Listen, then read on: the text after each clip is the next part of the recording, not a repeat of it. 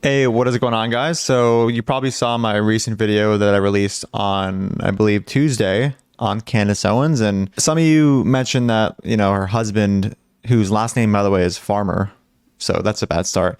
Yeah, his last name is Farmer, and he's actually a hunter.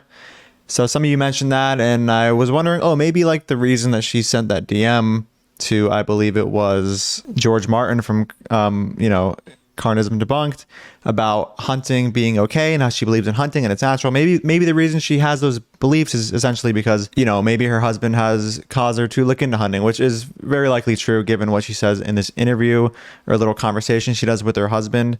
She says that one of the things that fascinates her is hunting, and she learned a lot about it from him, after having met him and all these things. So her and her husband are talking in this clip, and they're talking about things related to hunting, talking about how it's, conservative, justified, all these kinds of things. So we're just going to go and take a listen and see what they have to say. I don't agree with a lot of what they say.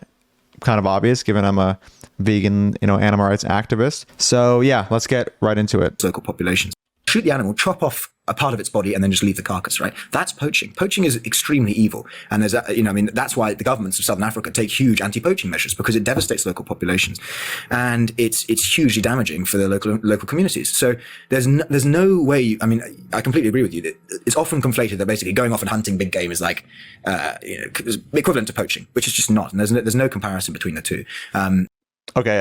Just so you guys understand some of the context here, earlier in the clip, Candace mentioned that many people conflate the concept of poaching with hunting, and so he was just going over some of the things that are entailed by poaching and saying I completely agree with you. Poaching and hunting are very different, and he said there's no comparison to be made. Now, depending on your definition of hunting, it could be true that there are people who conflate poaching and hunting. He was describing hunting earlier as this thing where you have to pay for a license, you have a quota. You can only hunt a particular, amount of animals per week. Whereas with poaching, it's a bit more like savage, less restrained, less limited, just more loose. You can go ahead and, kill whoever you want, extract the body part you're trying to sell, and leave the dead body there. Whereas hunting is a bit more, professional. But at the end, he said there's no comparison to be made, which obviously is not true. When we look at the definition of the word compare, you'll see that it just has to do with taking two or more things and, going over similarities or dissimilarities, or, in other words, differences. So yeah, there are definitely comparisons to be made between hunting and poaching. One of the obvious ones is that you're literally killing an animal that doesn't want to die. So, don't sit here and pretend like there's no comparison to be made between poaching and hunting, even if you define them in the ways that I described earlier. But let's keep going. Now, of course, the whole point is sustainability. So that's why you have a quota system where you can't go off and just, you can't just machine gun down a whole load of animals because you feel like it. You go off and hunt one animal for a week. That will be it, right? And then oftentimes you're feeding the village. Yeah, of course. Okay, so they're trying to basically, talk about hunting in a way that makes it look good. It's animal conserving, and it helps feed villages and things of that nature. So honestly, the idea of hunting for sustainability reasons or, environmental reasons, things like that, this is something that I've talked about before on the channel that we, of course, would never really accept in the context of human beings. Human beings are the most environmentally destructive species on the planet. And if somebody were to go ahead and, hunt human beings and mow them down, it would be pretty sustainable and pretty good for the environment. There'd be less resources we need to, sustain these humans. And, humans are overall, just by living, quite environmentally damaging, on average. But of course, they would never accept this kind of reasoning to justify hunting humans. Now, knowing these two, they're probably going to hear what I'm saying if they watch this video and say, you're just equating humans and animals. Humans and animals are of different moral value, which I agree that they are on average of different moral value, but you don't need to equate the moral value of humans and animals to understand the specific point I'm making. If they think that it's ethical to kill these particular animals for conservation reasons or, environmental reasons. And by the way, when they say conservation, they don't just mean the species that they're killing. They mean the environment and biodiversity and whatever. If they think that it's okay to do that in the case of animals, but not humans, I just have to ask, what is the morally relevant difference between the two? Why is it okay to kill animals for the environment and conservation, but not human beings? And you're going to have to tell me what the difference is. If you start saying things like, animals and humans have different levels of intelligence, then we can say, what about killing disabled human beings whose environmental footprint is such that killing them would cause more conservation or sustainability or whatever, result in something that is more environmentally sustainable than them being alive. If you say humans are made in God's image or something like that, then you're gonna have to prove God. But yeah, like, I don't know why people will use these environmental arguments for hunting animals, but will never accept them in the context of humans. So I'd love to hear their answer to that. And she mentioned something about how the hunting of these humans, or not humans, sorry, of these animals can also result in a meal for a nearby village. And, she's getting into the territory of like, oh, is it justified to kill out of need? I have a whole video going over why I don't think that killing out of need is justified. Someone might do it understandably so because they're starving and they need food, but whether or not you're morally culpable for it, that's a whole nother question. So, and of course, there's human beings that you can kill to help feed villages as well. I highly doubt that they would be cool with hunters going ahead and killing, very obese or very large bodybuilders coming from America as tourists and feeding those huge bodies to villages. And again, if the same reaction is going to happen where it's like, you're comparing or you're equating humans and animals, they're not the same thing. You're just going to have to answer the same consistency test I gave earlier, which is, what is the difference between animals and humans, such that it's ethical to kill and hunt an animal for a village, but not a human. And depending on what differences you name, we'll apply it to a human and see if you're logically consistent. Likely they wouldn't be, though. So let's keep going.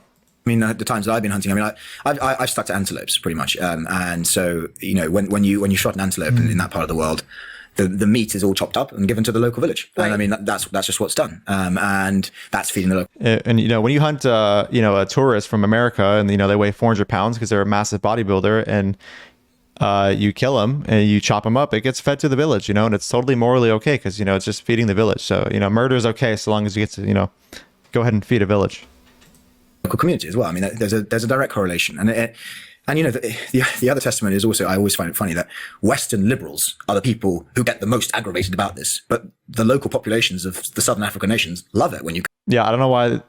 I know these are like too conservative, so they're gonna view everything in the frame of like politics and just be like, oh, it's the liberals. They're getting so upset with this.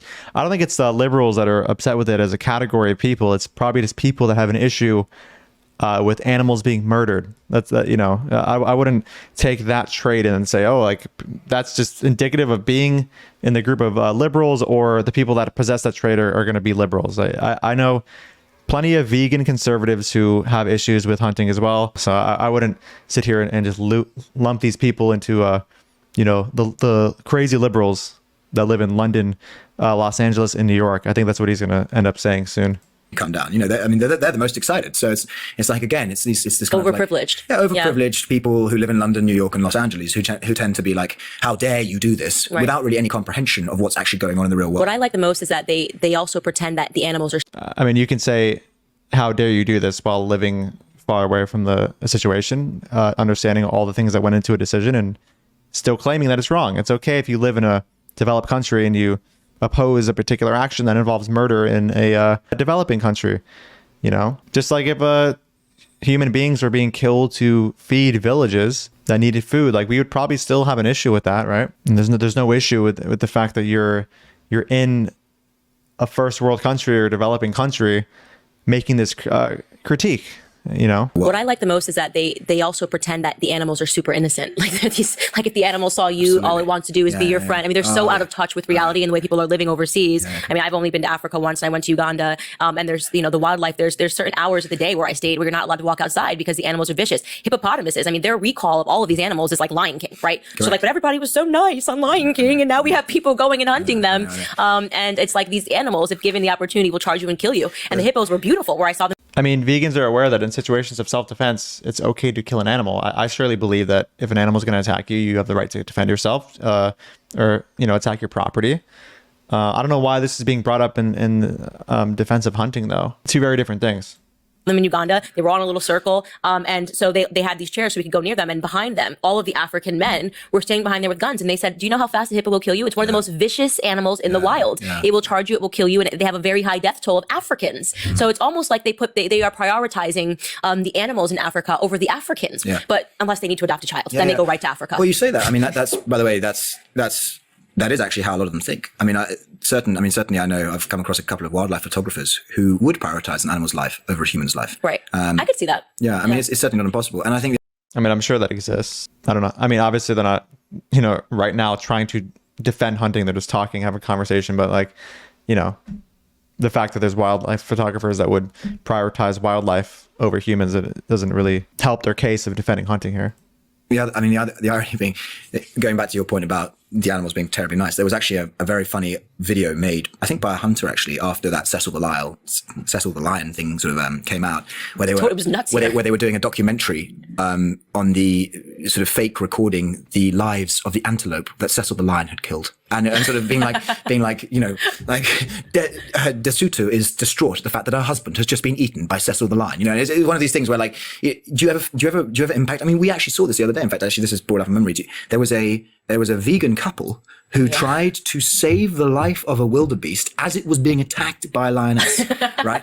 And consequently, we were both put in critical condition by the lioness, who was like, "Get off my dinner, right? It's my dinner." And this is the mentality that occupies them. They're like, we must preserve the animal kingdom, forgetting that the animal kingdom is the most vicious, is the most brutal. It's only humans who have learned to live in peace with one another, right? Right. And I mean, that's part. Well, I agree that the animal kingdom is a horrific place, and wild animal suffering is a large deal, and it's definitely a massive dilemma in the vegan community, like what we should do about it. Some people think that, nature is nature, we should just let it be, which to me is just an appeal to nature fallacy, which of course Candace used when she was trying to defend things like hunting and eating meat. Likely, assuming humans don't kill each other, I believe that the most ethical environment's probably going to be something that is a bit more artificial. This sounds kind of insane and super far-fetched, and we probably will never see this in our lifetime, but there might be a time where herbivorous species are separated from carnivorous species, and like carnivorous species are dropped off lab-grown meat, or we have like AI filled with lab-grown meat that demonstrate herbivorous behavior, and they look like herbivores from the outside, and the lions hunt these down as opposed to sentient herbivores who will be more so isolated. Who knows? Sounds super insane. Sounds like a whole like playing God thing.